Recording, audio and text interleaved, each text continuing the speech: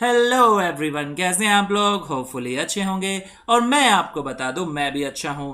तो बेटा, कल की क्लास में हमने स्टार्ट किया था अपना नया chapter, chapter number 4, exemption from GST. चलिए शुरू करते हैं।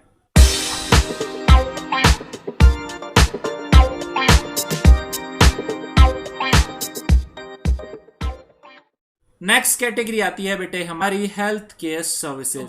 तो पहले समझते हैं बेटा हेल्थ केयर सर्विस होती क्या। हेल्थ केयर सर्विस में बात करते हैं कि इंडिया में जो रिकॉग्नाइज सिस्टम है मेडिसिन का, उसके अकॉर्डिंग अगर कोई सर्विस दी जाती है, कौन सी सर्विस दी जाती है? कोई इलनेस की केयर की जाती है, ट्रीटमेंट किया जाता है, या डायग्नोस किया जाता है, या कोई इंजरी हो गई, या डिफॉर्मिटी है, या प्रेगनेंसी है, या एबनॉर्मेलिटी है, तो उस केस में जो उसका ट्रीटमेंट या केयर हो रही है वो बेटा हेल्थ केयर सर्विस होती है।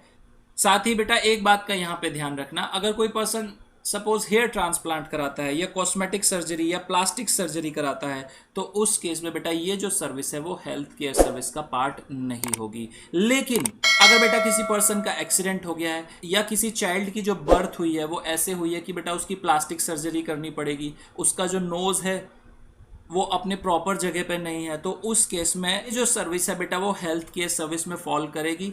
तो सबसे पहली एंट्री की बात करते हैं, एंट्री नंबर 46 जो बात करती है services by a veterinary clinic in relation to health care of animals और बर्ड्स। तो अगर कोई वेटरनरी क्लिनिक जो है बेटा वो सर्विस प्रोवाइड कराती है एनिमल्स या बर्ड्स के हेल्थ के रिलेशन में, तो बेटा वो भी हो जाएगी exempt. Entry number 74, services by way of a health care services by a clinical establishment, an authorise medical practitioner और पैरामेडिक्स। देखिए सर्विस कौन प्रोवाइड करा रहा है? अगर हेल्थ केयर की सर्विस प्रोवाइड कराता है कोई क्लिनिकल एस्टेब्लिशमेंट, या ऑथराइज मेडिकल प्रैक्टिशनर, या पैरामेडिक्स, तो उस केस में बेटा ये जो भी सर्विस प्रोवाइड कराएंगे वो हो जाएगी exempt in relation to health services. बात करते हैं क्लिनिकल एस्टेब्लिशमेंट होता क्या है। क्लिनिकल एस्टेब्लिशमेंट का मतलब होता है बेटा जैसे हॉस्पिटल है, नर्सिंग होम है, या सैनिटोरियम है, जहां पर किसी पेशेंट का बेटा ट्रीटमेंट किया जा रहा है या केयर की जा रही है for illness, injury, deformity, abnormality या प्रेगनेंसी। तो अगर हम क्लिनिकल एस्टेब्लिशमेंट का मतलब समझे एक वर्ड में, तो वो होता है बेटा हॉस्पिटल्स। ठीक है। बात करते हैं ऑथराइज्ड मेडिकल प्रैक्टिशनर। तो ये क्या होते हैं बेटा? ऑथराइज्ड मेडिकल प्रैक्टिशनर बेटा वो प्रैक्टिशनर होते हैं जो किसी काउंसिल से रजिस्टर्ड होते हैं इंडिया में, और वो काउंसिल कौन सी होनी चाहिए? एक रिकॉग्नाइज काउंसिल होनी चाहिए। दूसरी तरफ साथ ही ऑथोराइज मेडिकल प्रैक्टिशनर में उन प्रैक्टिशनर को भी इंक्लूड कर लिया गया है जिन्होंने कोई क्वालिफिकेशन ली है या डिग्री ली है according to the recognise system of medicine in India, यानी जो डॉक्टर्स होते हैं बेटा उनकी बात की जा रही है। Next is paramedics. पैरामेडिक्स में कौन आते हैं बेटा? पैरामेडिक्स में बेसिकली आते हैं जो नर्सेज होती हैं, या ट्रेंड हेल्थ केयर प्रोफेशनल्स होते हैं, या फिजियोथेरेपिस्ट हो गए बेटा, या टेक्नीशियंस हो गए, लैब असिस्टेंट्स हो गए। तो अगर हेल्थ केयर सर्विस प्रोवाइड करा रहा है कोई क्लिनिकल एस्टेब्लिशमेंट या ऑथराइज मेडिकल प्रैक्टिशनर या पैरामेडिक्स, तो बेटा उनकी सर्विसेज क्या कर दी गई है? एग्जेम्प्ट कर दी गई है। नेक्स्ट बी पॉइंट की बात करते हैं, services provided bye way of transportation of a patient in an ambulance other than दो स्पेसिफाइड इन ए अबव। देखिए अब सर्विस प्रोवाइड की जा रही है, कौन सी सर्विस प्रोवाइड की जा रही है? ट्रांसपोर्टेशन की सर्विस प्रोवाइड की जा रही है एक पेशेंट की एम्बुलेंस में, तो वो भी बेटा एग्जेम्प्ट कर दी गई है। यहां पे ध्यान देना बेटा, जो ट्रांसपोर्टेशन की सर्विस प्रोवाइड कराई जा रही है पेशेंट के लिए, उसमें टू एंड फ्रॉम दोनों को इंक्लूड किया गया है। यानी अगर किसी क्लिनिकल एस्टेब्लिशमेंट में पेशेंट को लाया जा रहा है तब भी एग्जेम्प्ट है, या क्लिनिकल एस्टेब्लिशमेंट से पेशेंट को ले जाया जा रहा है तब भी एग्जेम्प्ट हो जाएगी। Next, services provided by the cord blood banks by way of preservation of stem cells or any other services in relation to such preservation। Next जो सर्विस है बेटा वो बात करती है प्रिजर्वेशन ऑफ स्टेम सेल्स की, जो सर्विस प्रोवाइड कराया करते हैं कोड ब्लड बैंक्स। तो ये जो सर्विस वो प्रोवाइड कराते हैं इसे भी एग्जेम्प्ट कर दिया गया है। ठीक है बेटा, इतना समझ आ गया।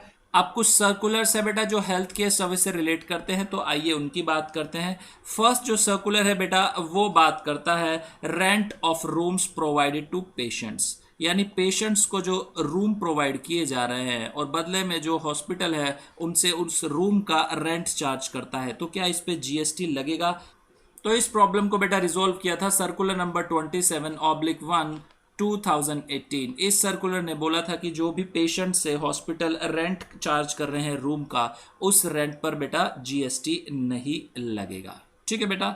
Next, services provided bye senior doctor, consultants और टेक्नीशियंस। देखिए कभी कभी क्या होता है हॉस्पिटल्स जो होते हैं बेटा वो सीनियर डॉक्टर्स को हायर करते हैं या कंसल्टेंट्स या टेक्नीशियंस को वो हायर किया करते हैं, और बदले में जो ये हॉस्पिटल्स होते हैं बेटा उन टेक्नीशियंस को या सीनियर डॉक्टर को या कंसल्टेंट्स को कंसल्टेंसी चार्जेस प्रोवाइड कराया करते हैं। तो क्वेश्चन ये अराइज होता है कि जो ये कंसल्टेंसी चार्जेस रिसीव कर रहे हैं सीनियर डॉक्टर्स या कंसल्टेंट या टेक्नीशियन, तो क्या उस पर जीएसटी लगेगा?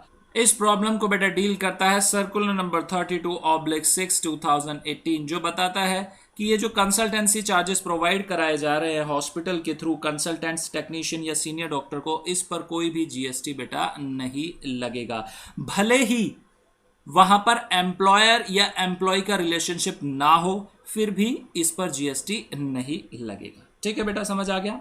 नेक्स्ट बात करते हैं बेटा, जो फूड सप्लाई किया जाता है पेशेंट्स को, तो उस फूड पर क्या उस पर जीएसटी लगेगा? तो इस प्रॉब्लम को भी बेटा डील करता है सर्कुलर नंबर 32/6 2018। तो ये सर्कुलर बात करता है कि बेटा जो पेशेंट्स को फूड प्रोवाइड किया जाता है, बेसिकली जो पेशेंट्स के डॉक्टर होते हैं, न्यूट्रिशनिस्ट होते हैं, उसके अकॉर्डिंग दिया जाता है। तो बेसिकली यहां पर क्या हो रहा है बेटा, ट्रीटमेंट कराने आया है अपना पेशेंट और साथ में ही उसे फूड भी मिल रहा है, तो यहां पर क्या है, कंपोजिट सप्लाई हो रही है। प्रिंसिपल सप्लाई ऑफ सर्विस है बेटा हेल्थ केयर की। तो लॉ यहां पर बात करता है जो हेल्थ केयर रिलेटेड सर्विस होती है वो होती है एग्जाम। तो इस वजह से अगर पेशेंट्स को फूड प्रोवाइड करा रहा है हॉस्पिटल, तो वो भी क्या हो जाएगा बेटा, एग्जेम्प्ट हो जाएगा। ठीक है, समझ आ गया? लेकिन यहां पर जो नेक्स्ट क्वेरी रेज होती है बेटा, ये होती है कि जो पेशेंट्स के साथ अटेंडेंट्स होते हैं, तो उन्हें भी अगर हॉस्पिटल फूड प्रोवाइड कराता है तो उस केस में क्या होगा? तो उस केस में बेटा यहां पर जीएसटी लग जाएगा। अगर अटेंडेंट्स या विजिटर जो होते हैं बेटा वो फूड कंज्यूम कर रहे हैं तो उस केस में जीएसटी लग जाएगा। ठीक है बेटा, समझ आ गया? तो यहां पर हमारी खत्म होती है बेटा health care related services. Next is बेटा सर्विसेज प्रोवाइडेड बाय गवर्नमेंट। अब देखिए गवर्नमेंट सर्विस प्रोवाइड करा रही है, तो एंट्री नंबर 4 सबसे पहले समझिए, services by governmental authority by way of any activity in relation to any function entrusted to a municipality under article 243W of the constitution are exempt. Law बात करता है कि सर्विसेज प्रोवाइड करा रही है गवर्नमेंटल अथॉरिटी। कौन है governmental authority? इस केस में एक म्युनिसिपैलिटी है। म्युनिसिपैलिटी क्या करती है, अपना फंक्शन जो है उसका बेटा जो ड्यूटीज है वो अपनी परफॉर्म कर रही है, उस रिलेशन में बेटा वो जो भी सर्विस प्रोवाइड करा रही है वो सर्विस क्या है बेटा, एग्जेम्प्ट है। ठीक है, समझ आ गया? Next, services by a governmental authority by way of an activity in relation to any function entrusted to a panchayat under article 243G of the constitution। देखिए अब गवर्नमेंटल अथॉरिटी कौन है, अब पंचायत है। अब पंचायत अपने फंक्शन कर रही है, उसके रिलेशन में एक्टिविटी कर रही है, और जो भी वो सर्विस प्रोवाइड करा रही है वो सर्विस क्या हो जाएंगी बेटा, एग्जेम्प्ट हो जाएंगी। नेक्स्ट जो एंट्री है बेटा एंट्री नंबर 6, वो बात करती है services by the central government, state government, union territory और local authority excluding the following services. अब देखिए सेंट्रल गवर्नमेंट या स्टेट गवर्नमेंट या यूनियन टेरिटरी या लोकल अथॉरिटी जो सर्विस प्रोवाइड करा रही है वो सर्विस क्या हो जाएंगी बेटा, एग्जेम्प्ट हो जाएगी। लेकिन यहां पर एक्सक्लूजन है। कौन सी एक्सक्लूजन है? अगर सर्विस कौन प्रोवाइड करा रहा है, डिपार्टमेंट ऑफ पोस्ट करा रहा है, और कौन सी सर्विस प्रोवाइड करा रहा है, सेल वाली, speed post, agency services, life insurance, express parcel port. तो उस केस में बेटा इन सर्विसेज को एग्जेम्प्ट नहीं किया। लेकिन अगर ये सर्विसेज प्रोवाइड कराई गई हैं बेटा किसे, सेंट्रल गवर्नमेंट को, स्टेट गवर्नमेंट को या यूनियन टेरिटरी को, तो एग्जेम्प्ट कर दिया गया है।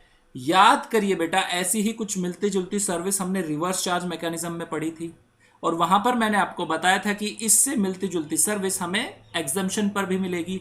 तो जब हम एग्जम्पशन चैप्टर पढ़ेंगे वहां पर मैं आपको कोरिलेट करा दूंगा कि कौन सी सर्विसेज रिवर्स चार्ज में है और कौन सी सर्विसेज हमारी एग्जेम्प्ट है। तो बेटा एंट्री नंबर 6, एंट्री नंबर 7 जो बात करती है कि सर्विस प्रोवाइड करा रही है सेंट्रल गवर्नमेंट, स्टेट गवर्नमेंट एक बिजनेस एंटिटी को जिसका टर्नओवर अप टू 20 लाख है और 10 लाख है स्पेशल कैटेगरी स्टेट में। और एंट्री नंबर 8 जो बात करती है कि सर्विस प्रोवाइड करा रही है central government, state government, UT और local authority, another central government, state government, UT और लोकल अथॉरिटी को। और एंट्री नंबर 9 जो बात करती है सर्विस प्रोवाइड करा रही है central government, state government, UT और लोकल अथॉरिटी किसी भी पर्सन को जहां पर कंसिडरेशन 5,000 से ज्यादा नहीं है। ठीक है बेटा, ये 4 हमारी सर्विसेज हो गई। इन चारों को मैं आपको फ्लो चार्ट के थ्रू समझाता हूं, और इसमें आरसीएम के प्रोविजन है उन्हें भी मर्ज करके सिखाता हूं। उस डायग्राम को, फ्लो चार्ट को आप अपनी बुक में बना लीजिए। आप ये 4 एंट्री जो है 2 फ्लो चार्ट में हमारे खत्म हो जाएंगे। देखिए आइए, एंट्री नंबर 6 क्या बात करती है बेटा? Service provided by central government, state government, union territory और लोकल अथॉरिटी। मैंने आपको क्या बताया था कि इन चारों का एक नाम हम दे सकते हैं, हम क्या बोल सकते हैं इन्हें? गवर्नमेंट। ठीक है बेटा, तो ध्यान दे बेटा, सबसे पहले हम लिखते हैं यहां पे गवर्नमेंट। सबसे पहली जो सर्विस प्रोवाइड कराई जा रही है बेटा, वो प्रोवाइड कराई जा रही है डिपार्टमेंट ऑफ पोस्ट के द्वारा। यहां पे लिखेंगे बेटा डिपार्टमेंट ऑफ पोस्ट। ठीक है बेटा, अब ये जो डिपार्टमेंट ऑफ पोस्ट है, ये बेटा कौन सी सर्विस प्रोवाइड कराता है? याद करिए, सेल वाली सर्विस। ठीक है, सेल वाली ये सर्विस प्रोवाइड कराता है। और ये जो सेल वाली सर्विस है, ये प्रोवाइड कराता है बेटा, 2 कैटेगरी हम यहां बनाते हैं। फर्स्ट इज गवर्नमेंट, गवर्नमेंट को प्रोवाइड कराता है। तो उस केस में क्या होगा? अगर ये सेल वाली सर्विस गवर्नमेंट को प्रोवाइड कराई जा रही है तो बेटा यहां पर कोई भी जीएसटी नहीं लगेगा, नो जीएसटी। ये सर्विस क्या है? ये है एग्जेम्प्ट। ठीक है बेटा, चलिए नेक्स्ट। सेल वाली service department of post provide करा रहा है अदर देन गवर्नमेंट्स को, अदर देन गवर्नमेंट। तो उस केस में हम यहां लिखते हैं अदर्स। ठीक है बेटा, तो इस केस में यहां पर जो है बेटा जीएसटी लग जाएगा फॉरवर्ड चार्ज में। जीएसटी लगेगा बेटा किस में? फॉरवर्ड चार्ज में। ठीक है, इतना प्रोविजन क्लियर हो गया। चलिए नेक्स्ट बात करते हैं। सर्विस प्रोवाइड कराई जा रही है इन रिलेशन टू एयरक्राफ्ट और वेसल, और साथ ही बेटा ट्रांसपोर्टेशन ऑफ गुड्स और पैसेंजर्स। एयरक्राफ्ट और वेसल, और साथ ही बेटा ट्रांसपोर्टेशन ऑफ गुड्स और पैसेंजर। ठीक है, ट्रांसपोर्टेशन ऑफ गुड्स और पैसेंजर। ठीक है बेटा, इतना हो गया। चलिए यहां पर बात करते हैं, अगर बेटा ये सर्विस प्रोवाइड कराई जाती है गवर्नमेंट को तो क्या होगा? तो बेटा लॉ बोलता है ये हो जाएगी बेटा एग्जेम्प्ट, नो जीएसटी। कोई भी जीएसटी नहीं लगेगा इस केस में, नो जीएसटी। और अगर ये सर्विस प्रोवाइड कराई जाती है अदर देन गवर्नमेंट असेसीज को, तो उस केस में क्या होगा? तो लॉ बोलता है उस केस में लगेगा बेटा जीएसटी फॉरवर्ड चार्ज में, जीएसटी लगेगा फॉरवर्ड चार्ज में। एफसी लिखा हुआ है बेटा, फॉरवर्ड चार्ज। ठीक है, चलिए नेक्स्ट तीसरी कैटेगरी की बात करते हैं। थर्ड जो सर्विस आती है बेटा, वो आती है कि गवर्नमेंट अगर प्रोवाइड कराती है सर्विस बिजनेस एंटिटीज को। ठीक है बेटा, याद करिए बिजनेस एंटिटीज, जहां पर रिवर्स चार्ज के प्रोविजन लगा करते थे। गवर्नमेंट अगर सर्विस प्रोवाइड कराती थी बिजनेस एंटिटीज को, तो उस केस में अगर बिजनेस एंटिटी का बेटा टर्नओवर क्या है? टर्नओवर, अगर टर्नओवर है बेटा बिजनेस एंटिटी का अप टू 20 लाख, और जो स्पेशल कैटेगरी स्टेट है बेटा उस केस में अप टू 10 लाख। ठीक है, तो मैं 10 लाख भी यूज कर रहा हूं यहां पर। तो उस केस में क्या होगा? उस केस में कोई भी जीएसटी नहीं लगेगा, no GST, no GST. Next, अगर बिजनेस एंटिटी का बेटा टर्नओवर कितना हो जाता है? टर्नओवर अगर एक्सीड कर जाता है बेटा 20 लाख को या 10 लाख को, स्पेशल कैटेगरी स्टेट की बात करें तो उस केस में बेटा यहां पर जीएसटी लग जाएगा आरसीएम में। ध्यान देना बेटा, आरसीएम में लग जाएगा जीएसटी। ठीक है, अब यहां पर कुछ बातों का ध्यान रखिए। पहली बात, अगर गवर्नमेंट बेटा प्रोवाइड कराती है डिपार्टमेंट ऑफ पोस्ट वाली सेल वाली सर्विसेज किसे? एक बिजनेस एंटिटी को, तो वहां क्या होगा? तो आंसर इज वहां पर फॉरवर्ड चार्ज के प्रोविजन लगेंगे इररेस्पेक्टिव ऑफ टर्नओवर लिमिट, यानी टर्नओवर लिमिट उस बिजनेस एंटिटी की भले ही कितनी भी हो, जीएसटी लगेगा फॉरवर्ड चार्ज में। ठीक है, दूसरी बात, aircraft vessel transportation of goods या पैसेंजर, गवर्नमेंट जो है ये सर्विस प्रोवाइड कराती है बिजनेस एंटिटी को, तो क्या होगा? तो बेटा सेम प्रोविजन, तो वहां पर भी बेटा लगेगा जीएसटी फॉरवर्ड चार्ज में। जो गवर्नमेंट है उस पर जीएसटी पे करेगी irrespective of the turnover of business entity. ठीक है, अब बात आती है बेटा रेंटिंग ऑफ इमूवेबल प्रॉपर्टी की। चलिए बात करते हैं अब, गवर्नमेंट जो है रेंटिंग ऑफ इमूवेबल प्रॉपर्टी की सर्विस प्रोवाइड करा रही है। गवर्नमेंट बेटा प्रोवाइड कराती है रेंटिंग ऑफ इमूवेबल प्रॉपर्टी। ठीक है बेटा। सबसे पहले हम केस लेते हैं बेटा बिजनेस एंटिटी का। ठीक है, तो अगर government renting of immovable property की सर्विस प्रोवाइड कराती है एक बिजनेस एंटिटी को, तो उस केस में क्या होगा? ठीक है, बिजनेस एंटिटी के बेटा हमने अभी टर्नओवर चेक किए थे कि अप टू 20 लाख और 10 लाख और मोर देन 20 लाख और 10 लाख। तो दो केसेस यहाँ पे मैं बनाता हूँ बेटा। तो पहला केस है बेटा जो टर्नओवर है हमारा बिजनेस एंटिटी का, वो टर्नओवर है अप टू 20 लाख और 10 लाख एज द केस में भी। ठीक है बेटा। नेक्स्ट दूसरा केस जो बनता है वो बनता है कि टर्नओवर जो है बिजनेस एंटिटी का वो एक्सीड करता है बेटा 20 लाख को या 10 लाख को। ठीक है, तो इस केस में क्या होगा? तो एक बात यहां पर ध्यान रखिए बेटा, जीएसटी एप्लीकेबल हो जाएगा दोनों ही केसेस में फॉरवर्ड चार्ज में। ठीक है बेटा, फॉरवर्ड चार्ज में यहां पर जीएसटी लगेगा। टर्नओवर बिजनेस एंटिटी का कुछ भी हो ये मायने नहीं रखता। समझ आ गया बेटा? चलिए नेक्स्ट अब बात करते हैं रजिस्टर्ड पर्सन की। तो याद करिए रजिस्टर्ड पर्सन के केस में government renting of immovable property की सर्विस दे रही है एक रजिस्टर्ड पर्सन को, तो क्या होता था वहां पर लग जाता था बेटा आरसीएम। याद आ गया? लेकिन यहां पर दो कैटेगरी बनेंगी। वो क्या कि रेंट की वैल्यू अगर बेटा अप टू 5,000 है, अप टू 5,000, तो उस केस में जो है बेटा कोई भी जीएसटी नहीं लगेगा, नो जीएसटी। और अगर रेंट की वैल्यू एक्सीड करती है बेटा 5,000 से, तो उस केस में जीएसटी लग जाएगा। और ये जो जीएसटी लगेगा बेटा ये लगेगा आरसीएम में। ठीक है, समझ आ गया? तो यहां पर जो है बेटा 4 एंट्रीज हमने एक साथ कवर की।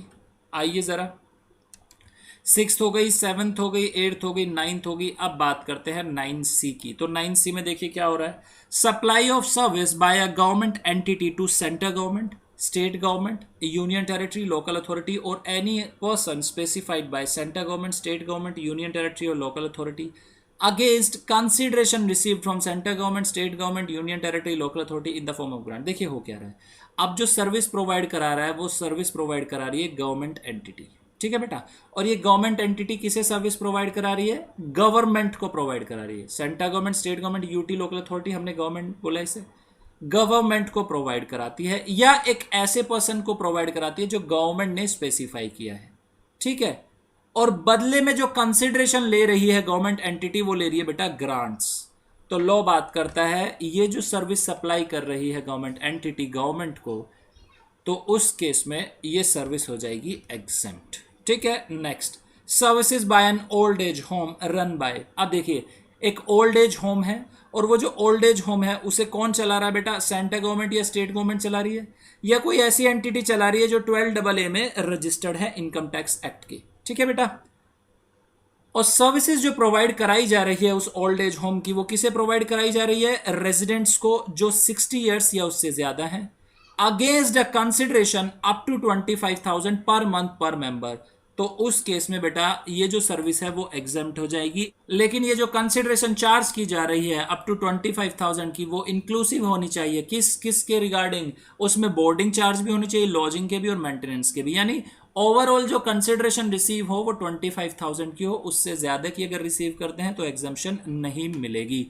एंट्री नंबर 34 है जो बात करती है कि सर्विस सप्लाई कर रही है एक सेंट्रल गवर्नमेंट, स्टेट गवर्नमेंट या यूनियन टेरिटरी अपनी अंडरटेकिंग्स को या पीएसयूज को, और ये जो सर्विस प्रोवाइड करा रही है ये कैसी सर्विस प्रोवाइड करा रही है? By way of guaranteeing the loans taken by such undertaking of और PSUs from the banking companies and financial institution. देखिए इस एंट्री में क्या बात करते हैं कि अगर पीएसयूज, पब्लिक सेक्टर अंडरटेकिंग्स या गवर्नमेंट की अंडरटेकिंग्स, वो क्या करती हैं?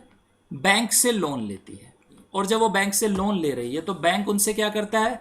गारंटी की डिमांड करता है कि आप मुझे गारंटी प्रोवाइड कराएं लोन के अगेंस्ट। तो लॉ बात करता है गवर्नमेंट क्या करती है? उन बैंक्स को गारंटी प्रोवाइड कराती है। तो यहां पर जो एग्जेम्पशन दी जा रही है वो कौन सी सर्विस की दी जा रही है? गवर्नमेंट गारंटी की सर्विस प्रोवाइड करा रही है तो वो सर्विस एग्जेम्प्ट की गई है। चलिए 47 की बात करते हैं कि सर्विस प्रोवाइड करा रही है गवर्नमेंट। कौन सी सर्विस प्रोवाइड कराती है?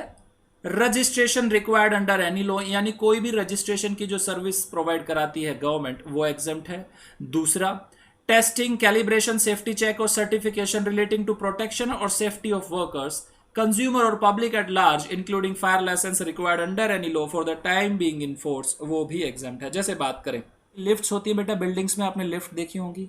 ये जो लिफ्ट होती हैं इनका जो होता है सेफ्टी चेक कराना पड़ता है, एवरी ईयर ये कराना पड़ता है, और जब सेफ्टी चेक होता है तो उसके बदले में सर्टिफिकेशन इशू कर देती है अथॉरिटी। तो लॉ बात कर रहा है अगर गवर्नमेंट टेस्टिंग की सर्विस करती है या सेफ्टी चेक की सर्विस कर रही है तो उस केस में जो भी वो सर्विस प्रोवाइड करा रही है इस नेचर की, वो क्या हो जाएगी, एग्जेम्प्ट, उस पर जीएसटी नहीं लगेगा। Next, services provided by the government by way of issuance of passport, visa, driving licence, birth certificate और डेथ सर्टिफिकेट। अब गवर्नमेंट देखिए क्या कर रही है, सर्विस प्रोवाइड करा रही है किस नेचर की, पासपोर्ट या वीजा या ड्राइविंग लाइसेंस या बर्थ सर्टिफिकेट या डेथ सर्टिफिकेट इशू कर रही है, तो उस पर भी जीएसटी नहीं लगेगा। ठीक है, समझ आ गया।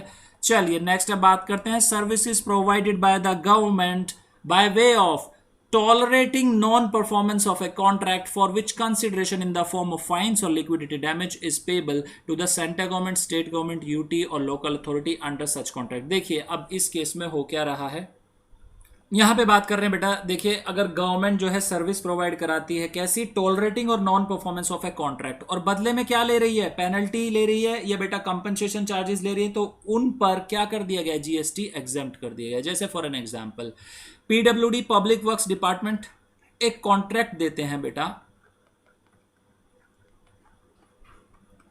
एक रोड को बनवाने के लिए, ठीक है बेटा, और ये जो कॉन्ट्रैक्ट दिया जा रहा है कॉन्ट्रैक्टर को दिया जाता है।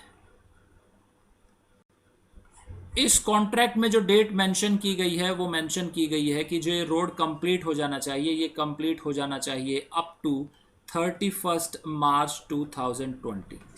ठीक है बेटा, और जो कॉन्ट्रैक्ट दिया गया था वो कॉन्ट्रैक्ट दिया गया था बेटा 7 जून 2018 को।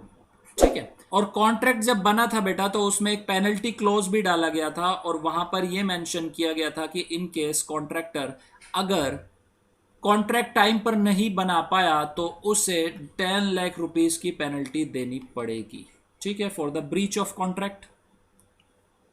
अब देखिए कॉन्ट्रैक्टर जो है 31 मार्च 2020 तक कॉन्ट्रैक्ट पूरा नहीं कर पाता, और अब वो क्या कर रहा है, पीडब्ल्यूडी को 10 लाख रुपीस दे रहा है पेनल्टी के तौर पर। तो लॉ बात करता है ये जो पेनल्टी की अमाउंट मिल रही है पीडब्ल्यूडी को, ये क्या है बेटा, इस पे जीएसटी नहीं लगेगा, ये एग्जम्प्ट कर दी गई, ये बात कर रहे हैं। देखिए एंट्री नंबर 63 बात करती है कि गवर्नमेंट जो है असाइन करती है राइट कौन सा असाइन कर रही है, to use natural resources. Natural resources का मतलब क्या होता है बेटा, जैसे लैंड भी नेचुरल रिसोर्सेज होता है, और ये जो राइट असाइन किए जा रहे हैं ये किसे असाइन किए जा रहे हैं, इंडिविजुअल फार्मर को किए जा रहे हैं बेटा, और किस पर्पस के लिए किए जा रहे हैं, for cultivation of plants and rearing of all life form of animals except rearing of horses.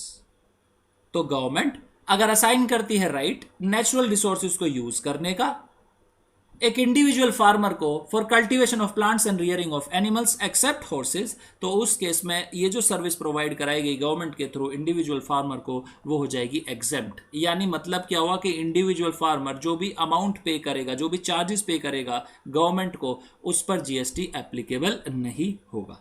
Next 65, services provided by the government by way of deputing officers after office hours or on holidays for inspection or container stuffing or such other duties in relation to import export cargo on payment of merchant overtime charges। हम customs act पढ़ेंगे तो वहां पर एक word आता है बेटा custom officer या प्रॉपर ऑफिसर। अब होता क्या है बेटा, देखिए जब भी कोई कार्गो इंपोर्ट होता है या एक्सपोर्ट होता है तो वहां पर जो प्रॉपर ऑफिसर होते हैं बेटा उसका इंस्पेक्शन करते हैं, और जब वो उसका इंस्पेक्शन करते हैं बदले में उन्हें मर्चेंट फीस दे दी जाती है। ठीक है बेटा, तो लॉ यहां पर बात करता है इनकेस जो कस्टम्स ऑफिसर है या प्रॉपर ऑफिसर हैं वो आफ्टर ऑफिस आवर्स या किसी हॉलीडे पर उस कार्गो का इंस्पेक्शन कर रहे हैं, और गवर्नमेंट जो है इन ऑफिसर को बेटा डेप्यूट कर रही है वहां पर आफ्टर देयर ऑफिस आवर्स या किसी हॉलीडे पर, तो गवर्नमेंट जो ये सर्विस प्रोवाइड करा रही है डेप्यूटिंग की ऑफिसर्स को आफ्टर ऑफिस आवर्स और ऑन हॉलीडेज, ये क्या है बेटा, ये हो जाएगी एग्जेम्प्ट जीएसटी से। ठीक है बेटा, नेक्स्ट एंट्री नंबर 65 बी। देखिए समझते हैं एंट्री नंबर 65 बी क्या बात करती है। आइए यूजुअली ये जो बेटा माइंस होती हैं ये किसके होती हैं, ये होती है बेटा गवर्नमेंट की। अब गवर्नमेंट क्या करती है, इन माइंस को जो है लीज पर दे दिया करती है, लेसी को लाइसेंस प्रोवाइड करा देती है इन माइंस का लाइसेंसी को, और बदले में लाइसेंस फी या लीजिंग चार्जेस या रॉयल्टी गवर्नमेंट चार्ज करती है। ठीक है बेटा। अब ये जो रॉयल्टी मिलती है गवर्नमेंट को, इस पे जीएसटी लगा करता है। ठीक है, इतना समझ आ गया। तो एंट्री नंबर 65 भी क्या बात करती है, देखिए। एक है बेटा स्टेट गवर्नमेंट, और ये प्रोवाइड कराती है बेटा सर्विस। कौन सी सर्विस प्रोवाइड करा रही है बेटा, ये सर्विस प्रोवाइड करा रही है right to use natural resource. Right जो है बेटा प्रोवाइड करा रही है नेचुरल रिसोर्स को यूज करने का। ठीक है। और सपोज बेटा एक कंपनी है जो लाइसेंसी कंपनी कहलाएगी, स्टेट गवर्नमेंट इस कंपनी को ये राइट दे रही है। ठीक है बेटा। अब ये जो कंपनी है ये क्या करेगी, ये बदले में स्टेट गवर्नमेंट को रॉयल्टी देगी बेटा। ठीक है। और रॉयल्टी पे क्या लगेगा, जीएसटी। जैसे कि मैंने आपको बताया, इतना समझ आ गया। अब स्टेट गवर्नमेंट क्या करती है, अपना ये राइट टू कलेक्ट रॉयल्टी,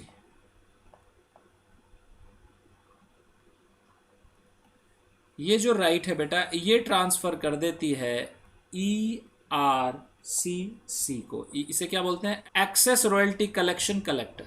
ठीक है बेटा।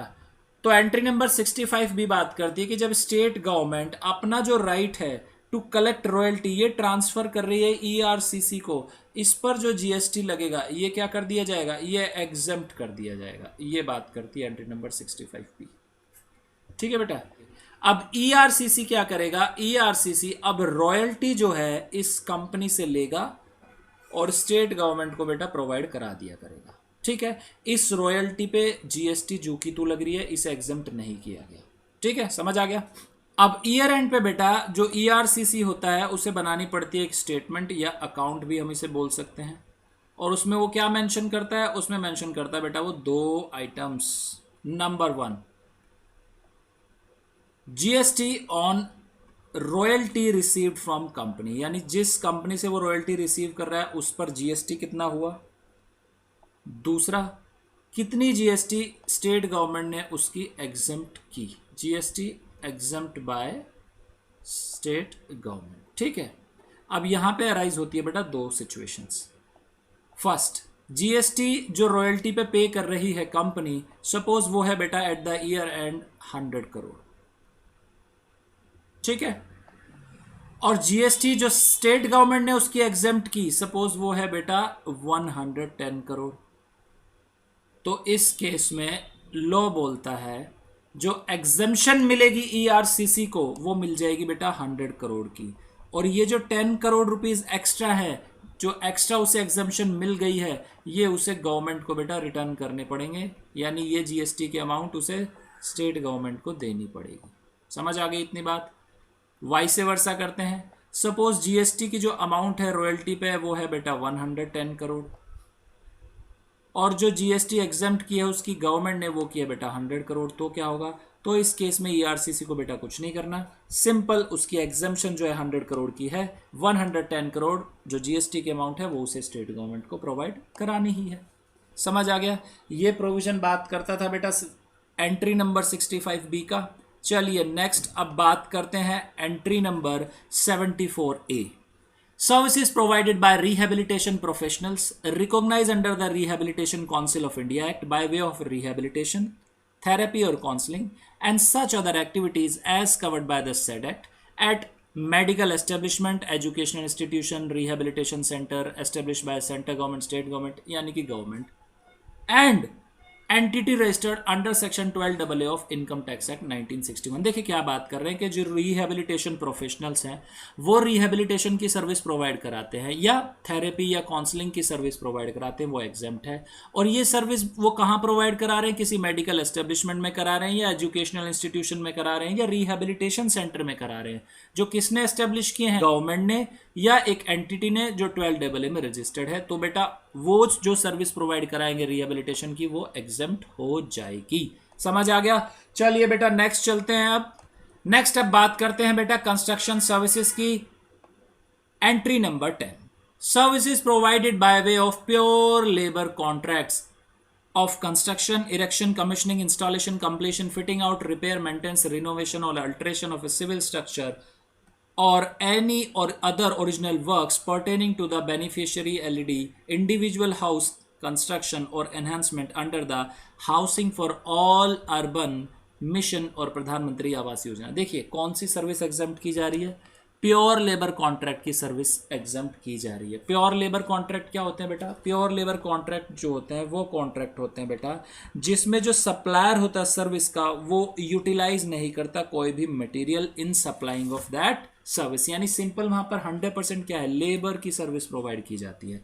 तो लो यहां बात करता है कि एक सर्विस सप्लायर अगर प्योर लेबर कॉन्ट्रैक्ट की सर्विस प्रोवाइड कराता है और ये सर्विस जो प्रोवाइड कराई जा रही है कहाँ कराई जा रही है, सिविल स्ट्रक्चर को बनाने में, erection, commissioning, installation, completion, fitting out, repair, maintenance, renovation और अल्टरेशन किसी भी नेचर की हो लेकिन सिविल स्ट्रक्चर होना चाहिए। और जो प्रधानमंत्री आवास योजना या हाउसिंग फॉर ऑल मिशन में जो हाउस बन रहे हैं उनके रिगार्डिंग अगर प्रोवाइड कराई जा रही है तो बेटा ये एग्जेम्प्ट हो जाएगी। समझ आ गया। Next, services supplied by electricity distribution utilities by way of construction, erection, commissioning or installation of infrastructure for extending electricity distribution network up to the tube well of the farmer or agriculturist for agricultural use। देखिए ये जो service provide करी गई है ये किसानों के लिए प्रोवाइड कराई गई है बेटा। दिक्कत क्या थी, अब तक जो हमारे फार्मर हैं बेटा उनके पास जो होती थी इलेक्ट्रिसिटी नहीं होती थी, तो इस वजह से जब ये सर्विस एग्जेम्प्ट कर दी जाएगी तो इससे बहुत ही हेल्प होगी और इलेक्ट्रिसिटी बहुत ही इजीली अवेलेबल हो जाएगी हमारे फार्मर्स को। तो सर्विस का नेचर क्या है, सर्विस का नेचर ये है, देखिए समझिए। इलेक्ट्रिसिटी डिस्ट्रीब्यूशन यूटिलिटीज़ जो होती है जो बेसिकली क्या करती है बेटा, बिजली को डिस्ट्रीब्यूट करती है। तो लॉ यहाँ बात कर रहा है कि जो इलेक्ट्रिसिटी डिस्ट्रीब्यूशन यूटिलिटीज़ हैं वो डिस्ट्रीब्यूशन करती हैं इलेक्ट्रिसिटी का, कहाँ तक कर रही हैं बेटा, up to the tubewell of the farmer और एग्रीकल्चरिस्ट फॉर एग्रीकल्चर यूज, यानी जो फार्मर है उनकी ट्यूबवेल तक क्या इलेक्ट्रिसिटी प्रोवाइड करा रही है, इलेक्ट्रिसिटी डिस्ट्रीब्यूट कर रही है, इलेक्ट्रिसिटी डिस्ट्रीब्यूशन यूटिलिटीज। अब जाएगी कैसे बेटा, तो देखिए सारी चीजें इसमें कवर कर ली गई है। इलेक्ट्रिसिटी जो डिस्ट्रीब्यूट होती है वो पोल के थ्रू जाएगी बेटा, पोल पे क्या होगा, इलेक्ट्रिसिटी वायर होंगे और जहां पर भी ये जाएगी, जिस भी एग्रीकल्चर ट्यूबवेल पे जाएगी वहां पर एक छोटा सा ट्रांसफार्मर भी रखा जाता है। तो लॉ ने यहां पर सबको इंक्लूड कर लिया। देखिए, by way of construction, erection, commissioning और installation of infrastructure for extending electricity distribution network, पूरा जो इलेक्ट्रिसिटी डिस्ट्रीब्यूशन नेटवर्क है उसके रिगार्डिंग में जो भी इंफ्रास्ट्रक्चर है उसकी इंस्टॉलेशन होगी, कमीशनिंग होगी, इरेक्शन, कंस्ट्रक्शन कुछ भी करना पड़े वो सारा का सारा एग्जेम्प्ट कर रहे हैं। ठीक है बेटा, समझ आ गया। यानी electricity distribution utilities service supply करती है up to the tubewell of a farmer और एग्रीकल्चरिस्ट फॉर एग्रीकल्चर यूज, तो उस केस में ये सर्विस हो जाएगी एग्जेम्प्ट। नेक्स्ट बात करते हैं एक और प्योर लेबर कॉन्ट्रैक्ट की। Services by way of pure labour contract of construction, erection, commissioning और इंस्टॉलेशन और original work pertaining to a single residential unit otherwise than as a part of residential complex. देखिए single residential unit क्या होती है, single residential unit होती है कि एक ऐसा घर जिसमें एक फैमिली रह सके। फैमिली का मतलब क्या होता है बेटा, पेरेंट्स और उनके बच्चे। इस एंट्री में जो एग्जम्पशन दी जा रही है बेटा वो दी जा रही है कि सर्विस अगर प्रोवाइड कराई जा रही है प्योर लेबर कॉन्ट्रैक्ट की, किस रिगार्डिंग, एक सिंगल रेजिडेंशियल यूनिट की कंस्ट्रक्शन के लिए या इरेक्शन या कमीशनिंग या इंस्टॉलेशन के लिए, तो वो सर्विस क्या हो जाएगी, एग्जेम्प्ट। लेकिन ध्यान रहे otherwise than as a part of residential complex, वो जो सिंगल रेजिडेंशियल यूनिट है बेटा वो किसी रेजिडेंशियल कॉम्प्लेक्स का पार्ट नहीं होना चाहिए। रेजिडेंशियल कॉम्प्लेक्स क्या होती है, देखिए समझिए, जैसे बिल्डर्स जो होते हैं फ्लैट बनाते हैं, हर फ्लोर पर एक फ्लैट या एक से ज्यादा वो फ्लैट बनाते हैं, लेकिन जो फ्लैट बनता है आमतौर पर वो बेटा एक फैमिली के लिए बनता है। तो लॉ बात करता है कि अगर रेजिडेंशियल कॉम्प्लेक्स में कोई सिंगल रेजिडेंशियल यूनिट है उसके लिए एग्जम्पशन नहीं है, सिंपल सिंगल रेजिडेंशियल यूनिट के लिए एग्जम्पशन है। ठीक है, next entry number 41A and 41B। देखिए याद करिए बेटा, इस एंट्री को याद करिएगा, ये आरसीएम से रिलेट करती है एंट्री, मैं आपको याद दिलाऊंगा। पहले इस एंट्री की बात करते हैं। Supply of TDR, FSI, long term lease, premium of land by a land owner to a developer are exempted subject to the condition that the constructed flats are sold before issuance of completion of certificate and tax is paid on them। देखिए, हमने RCM में एक service पढ़ी थी कि जो land owner है वो टीडीआर या एफएसआई ट्रांसफर कर देता है अपना।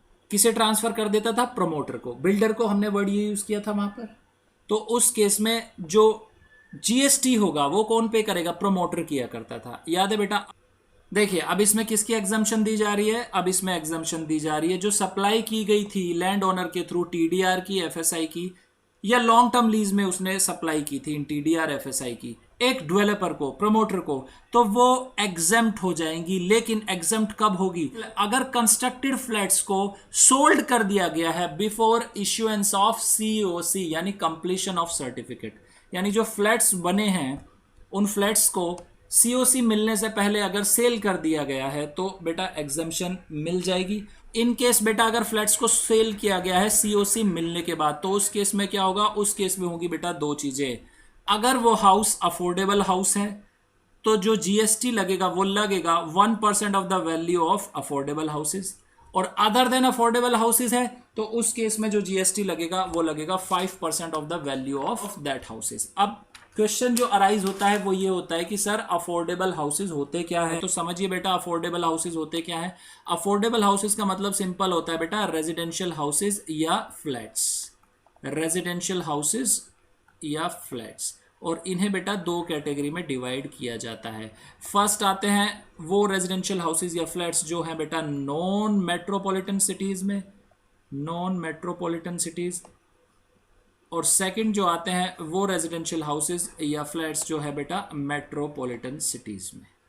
ठीक है, डिफरेंस क्या है दोनों में? तो समझिए, डिफरेंस ये है कि जो नॉन मेट्रोपॉलिटन सिटीज हैं उनमें इन रेजिडेंशियल हाउसेज या फ्लैट्स का जो कारपेट एरिया है बेटा वो कहां तक हो सकता है? कारपेट एरिया हो सकता है up to 90 square metre, 90 square metre तक हो सकता है। और वैल्यू जो हो सकती है वो कहां तक होती है? Up to ₹45 lakhs। ठीक है बेटा। मेट्रोपॉलिटन सिटीज की बात करें तो यहां पर जो कारपेट एरिया होगा बेटा वो होगा अप टू 60 स्क्वायर मीटर तक, और जो वैल्यू है वैल्यू सेम है बेटा, ₹45 लाख। ठीक है, समझ आ गया? तो यहां पर हमारी बेटा कंस्ट्रक्शन सर्विसेज खत्म होती है। चलिए नेक्स्ट बात करते हैं। नेक्स्ट अब बात करते हैं बेटा passenger transportation services. Entry number 15, transport of passenger with और विदाउट अकम्पेनिंग बिलोंगिंग्स बाय। देखिए, ट्रांसपोर्टेशन हो रहा है पैसेंजर्स का विद और विदाउट अकम्पेनिड बिलोंगिंग्स। ये क्या होता है? अकम्पेनिड बिलोंगिंग्स ये होता है बेटा बैगेज, आपका जो सामान होता है उसकी बात की जा रही है। ट्रांसपोर्टेशन होता है अगर पैसेंजर का उनके सामान के साथ हो या वो अकेले जा रहे हो, दोनों केसेस में। By air embarking from or terminating in an airport located in the state of Arunachal Pradesh, Assam, Manipur, Meghalaya, Mizoram, Nagaland, Sikkim और त्रिपुरा, और at Bagdogra located in West Bengal। देखिए, अगर पैसेंजर जा रहे हैं एयर के थ्रू और उन पैसेंजर की जो जर्नी स्टार्ट हो रही है बेटा या जर्नी एंड हो रही है वो एक ऐसे एयरपोर्ट पर हो रही है जो लोकेट है in the state of Arunachal Pradesh, Assam, Manipur, Meghalaya, Mizoram, Nagaland, Sikkim या त्रिपुरा या बागडोगरा में। बागडोगरा कहां पर है बेटा? वेस्ट बंगाल में है। ठीक है, समझ आया? एक एग्जाम्पल से करते हैं। देखिए कि एक पर्सन है मिस्टर राम, वो क्या करते हैं, दिल्ली एयरपोर्ट से एक बेटा फ्लाइट लेते हैं, दिल्ली एयरपोर्ट से, और ये दिल्ली एयरपोर्ट से जो फ्लाइट ले रहे हैं ये कहाँ जा रही है? ये जा रही है बेटा आसाम में। ठीक है, तो इस केस में क्या होगा? इस केस में जीएसटी नहीं लगेगा। दूसरी बात करें, बागडोगरा है एक जगह है, बागडोगरा वेस्ट बंगाल में, यहाँ से एक पर्सन जो है फ्लाइट लेते हैं। ठीक है, और अब इनकी जो फ्लाइट है वो कहाँ जा रही है बेटा? उनकी फ्लाइट जा रही है मुंबई। तो क्या होगा? तो आंसर इज इस पर भी जीएसटी नहीं लगेगा, क्योंकि लॉ में क्या बात की गई है? टर्मिनेटिंग और एम्बार्किंग फ्रॉम, दोनों को इंक्लूड कर लिया गया। ठीक है, समझ आ गया? A clause. Next, transport of passenger with और without accompanied belongings by non-AC contract carriage other than radio taxi for transportation of passenger excluding tourism, conducted tour, charter और hire। देखिए अब एक ट्रांसपोर्ट हो रहा है पैसेंजर का, किसके थ्रू हो रहा है? नॉन एसी कॉन्ट्रैक्ट कैरिज के थ्रू हो रहा है बेटा। कॉन्ट्रैक्ट कैरिज क्या होता है बेटा? सिंपल समझिए, कॉन्ट्रैक्ट कैरिज वो होता है जिसके साथ सिंपल कॉन्ट्रैक्ट किया गया है कि वो जो व्हीकल है जिस डेस्टिनेशन पे कॉन्ट्रैक्ट करने के लिए बोला गया वहीं पे रुकेगा, बीच में और कहीं भी नहीं रुकेगा अगर इमरजेंसी ना हो तो। ठीक है, सपोज एक एग्जाम्पल है बेटा, यूपी एक स्टेट है और यूपी ही स्टेट में एक जगह का नाम है मेरठ। ठीक है बेटा, और मेरठ से 20 किलोमीटर की दूरी पर एक गांव है जिसका नाम है बेटा सरूरपुर। ठीक है, सपोज बेटा शादी जो है वो मेरठ में है और सरूरपुर से जो है बेटा बारात जा रही है, तो उस केस में जो सरूरपुर के विलेज वाले लोग हैं वो एक बस हायर करते हैं, एक कॉन्ट्रैक्ट कैरिज हायर करते हैं, और ये जो बस है ये कहां जाके रुकेगी? ये मेरठ जाके रुकेगी। सिंपल। ठीक है, कॉन्ट्रैक्ट कैरिज समझ आ गया। तो लॉ एग्जम्पशन किसकी देगा? ये जो कॉन्ट्रैक्ट कैरिज है ये कौन से वाला होना चाहिए बेटा? नॉन एसी होना चाहिए। ठीक है, अगर ये एसी वाला कॉन्ट्रैक्ट कैरिज होगा तो इस पे जीएसटी लग जाएगा। Next, stage carriage other than AC stage carriage. अब स्टेज कैरिज क्या होता है बेटा? आमतौर पर पब्लिक ट्रांसपोर्ट की बसेस होती हैं बेटा, वो होती हैं स्टेज कैरिज, जो एक रूट फॉलो करती है, यानी वो स्टेज कैरिज जिन पर एसी नहीं है, वो उनमें अगर ट्रांसपोर्ट करते हैं पैसेंजर तो उन पर जीएसटी नहीं लगेगा। समझ आ गया बेटा? चलिए नेक्स्ट अब बात करते हैं 16 नंबर की entry, services provided to central government. यानी सर्विसेज अब किसे प्रोवाइड की जा रही है? सेंट्रल गवर्नमेंट को सर्विस प्रोवाइड कराई जा रही है। कैसे? by way of transport of passenger with or without accompanied belongings by air, embarking from or terminating at a RCS regional connectivity scheme airport against consideration in the form of viability gap funding। Entry number 16 बात करती है कि अगर central government को service provide कराई जाती है transportation of passenger की बाय एयर, और बाय एयर के थ्रू ये जो सर्विस प्रोवाइड कराई जाएगी ये आरसीएस एयरपोर्ट पे कराई जाएगी, यानी रीजनल कनेक्टिविटी एयरपोर्ट्स पर, वो एम्बार्क होनी चाहिए या टर्मिनेट होनी चाहिए, तभी ये सर्विस बेटा एग्जेम्प्ट होगी, अदरवाइज ये टैक्सेबल हो जाएगी। लेकिन लेकिन लेकिन यहां पर एक कंडीशन है। बात करते हैं कि इस एंट्री में जो भी कुछ लिखा है वो शैल नॉट अप्लाई, वो अप्लाई नहीं होगा on or after the expiry of period of 3 years from the date of commencement of operation of the RCS airport। तो लॉ बात कर रहा है कि जो एयरपोर्ट बन रहे हैं आरसीएस में, रीजनल कनेक्टिविटी स्कीम में, जैसे ही वो कमेंस होंगे उसके 3 साल तक ये एग्जेम्पशन मिलेगी, 3 साल के बाद ये एग्जेम्पशन नहीं मिलेगी। ठीक है, नेक्स्ट एंट्री नंबर 17 बात करता है ट्रांसपोर्टेशन ऑफ पैसेंजर की। Service of transportation of passenger with or without accompanied belongings by railway in a class other than first class और AC coach। यानी फर्स्ट क्लास नहीं होनी चाहिए या और एसी कोच नहीं होना चाहिए, उन दोनों को छोड़कर transportation of passenger in case of railway तो जीएसटी क्या हो जाएगा? एग्जेम्प्ट। दूसरा, मेट्रो, मोनोरेल और ट्रामवे एग्जेम्प्ट है बेटा। इनलैंड वाटरवेज एग्जेम्प्ट है बेटा। Public transport other than predominantly for tourism purpose in a vessel between places located in India, public transport भी एग्जेम्प्ट है, किन्हें छोड़कर? जो टूरिज्म पर्पस के लिए यूज होते हैं। ठीक है, एंड मीटर कैब और ऑटो रिक्शा, मीटर्ड कैब और ऑटो रिक्शा को भी बेटा एग्जेम्प्ट कर दिया गया है। तो एंट्री नंबर 17 क्या बात करती है कि अगर ट्रांसपोर्टेशन ऑफ पैसेंजर हो रहा है रेलवे में अदर देन फर्स्ट क्लास और एसी तो एग्जेम्प्ट है, मेट्रो, मोनोरेल या ट्रामवे में तो एग्जेम्प्ट है, इनलैंड वाटरवेज में तो एग्जेम्प्ट है, पब्लिक ट्रांसपोर्ट में हो रहा है तो एग्जेम्प्ट है, other than tourism purpose in a vessel between places located India, और मीटर्ड कैब और ऑटो रिक्शा में भी एग्जेम्प्ट है, और बेटा ऑटो रिक्शा में ई रिक्शास को भी इंक्लूड कर लिया गया है। चलिए बेटा इस क्लास के लिए इतना ही रखते हैं। तो बेटा ये थी हमारी आज की क्लास। अब आप करिए इसका रिवीजन। इनकेस अगर आपको आती कोई प्रॉब्लम तो आप हमें कमेंट सेक्शन में लिख सकते हैं या आप हमें व्हाट्सएप कर सकते हैं। हमारा व्हाट्सएप नंबर है 8287377353। तो बेटा मिलते हैं नेक्स्ट क्लास में।